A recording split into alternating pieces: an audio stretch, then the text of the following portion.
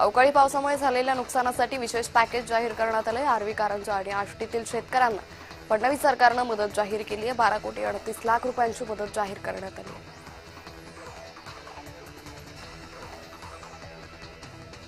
शनी शिंगणापूर रोडवर टेम्पो आणि रिक्षाचा अपघात झाला। यात रिक्षातल्या चौघांचा मृत्यू झालाय। 2 ते 3 जण गंभीर जखमी झाल्याची माहिती आहे। सिंधुदुर्गातील रेडी इथल्या द्विभुजा गणपतीच्या दर्शनासाठी हजारो भाविकांनी गर्दी केली। महाराष्ट्रासह गोवा कर्नाटकातल्या भाविकांनी पहाटेपासूनच दर्शनासाठी रांग लावली। अष्टविनायक महागणपती रांजणगाव इथं अंगारकी चतुर्थीनिमित्त बाप्पाचा गाभारा आकर्षक फुलांनी सजला। अर्थर्व शीर्ष पठणासह विविध कार्यक्रमांचं देवस्थानकडून आयोजन करण्यात आलं होतं।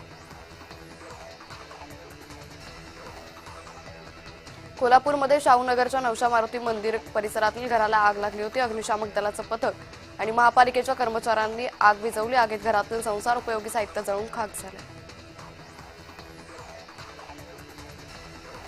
अमरावतीत गोपालनगर एमआयडीसी परिसरातील गोपी केमिकल कारखान्यात स्फोट झाला। या घटनेत एका महिलेचा मृत्यू झालाय। मोनाली कोडपे असं मृत महिलेचं नाव आहे। लातूरमध्ये रवींद्र चव्हाणांच्या विलासरावांबाबतच्या वक्तव्याचे तीव्र पडसाद उमटले। शिरूर अनंतपाळ शहरात रवींद्र चव्हाणांच्या प्रतिमेला जोडे मारून होर्डिंग जाळण्यात आले। रायगडच्या श्रीवर्धनमध्ये आदगाव कुळीवाडा परिसरात वणवा लागला। या वणव्यात मुरलीधर दोडकुळकर यांची बोट जळून खाक झाली। मच्छीमारीसाठी वापरली जाणारी बोट जळून खाक झाल्यानं दोडकुळकर यांचं मोठं नुकसान झाले।